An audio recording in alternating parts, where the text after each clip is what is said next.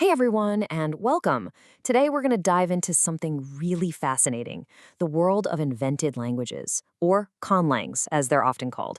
We're going to look at two of the most famous ones out there, and what's so cool is that they were born from completely opposite ideas. I mean, one was created to bring the whole world together, and the other, well, it was made for a fictional warrior race. So yeah, let's jump right in. Seriously, just take a second and think about that. Imagine a world with zero language barriers. You could just talk to anyone, anywhere on the planet. It's a pretty powerful thought, right? And that exact dream is what's pushed people to invent brand new languages from scratch. All right, so that leads us to the big question. Why? I mean, why would anyone go through all the trouble of creating a whole language? Let's get into it. For centuries, the main reason has been super idealistic. The whole idea was, hey, if we all shared a common second language, maybe we could bridge all these cultural gaps, understand each other better, and who knows, maybe even achieve world peace. I mean, you can't argue with that as a goal, right? Okay, but here's the thing. It's a great idea in theory, but the reality, most of these projects just disappear. They never really catch on. And that's what makes the ones that actually worked so interesting. Which, you guessed it, brings us to our first big example. All right, let's talk about Esperanto. This is widely considered the most successful invented language of all time. And it was created with the absolute best intentions, built on this foundation of, well, hope. Now, before we go any further, just take a guess. What do you think the word Esperanto actually means? The name itself is a huge clue to what it's all about. What does it make you think of? Yep, there it is. Esperanto literally means one who hopes. The name is basically the mission statement. It perfectly captures that dream of making the world a better, more connected place, all through a shared language. So, Esperanto was literally engineered to be successful. The creator made it super simple and logical. Think about it. The grammar is completely regular, no weird exceptions to memorize, and the goal was never to replace your native language, not at all. It was meant to be a universal second language that pretty much anyone could pick up easily.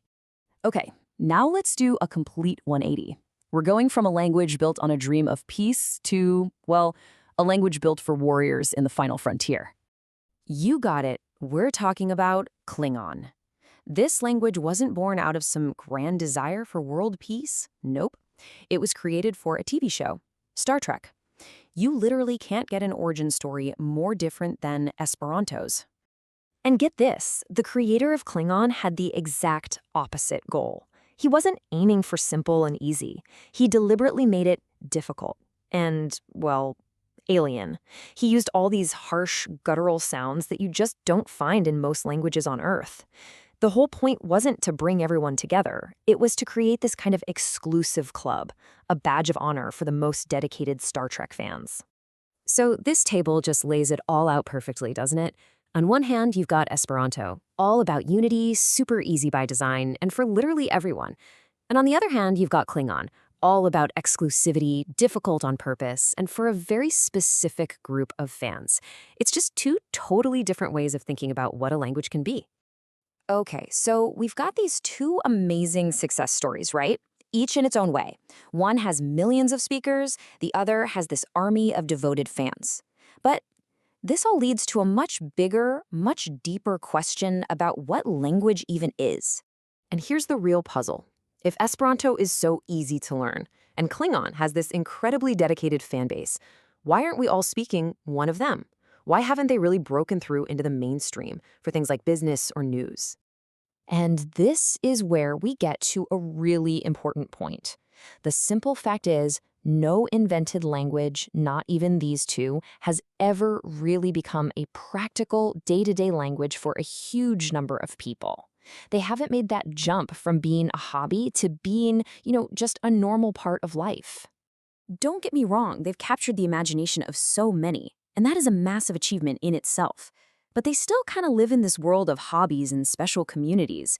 They're more of a fascinating novelty than the language you'd use to, say, order coffee or just chat with your family. And this quote, this really hits the nail on the head. It seems like there's just something essential about languages that grow naturally, the ones that evolve slowly over centuries as part of a culture. They have a kind of power and a depth that you just can't seem to design in a lab. So, what does this all mean? Well, it suggests that a language isn't just a tool, not just a bunch of rules you can invent. It's something that's alive. It's woven into our culture, our history, even our sense of humor. It grows with us. And that's a kind of magic that's really, really hard to just create out of thin air. But that leaves us with one last big question to think about. Our world is more connected than ever before because of technology, right? So, is it possible that the next global language could be one we create? Maybe something totally different that we can't even imagine yet? What do you guys think? Could it actually happen?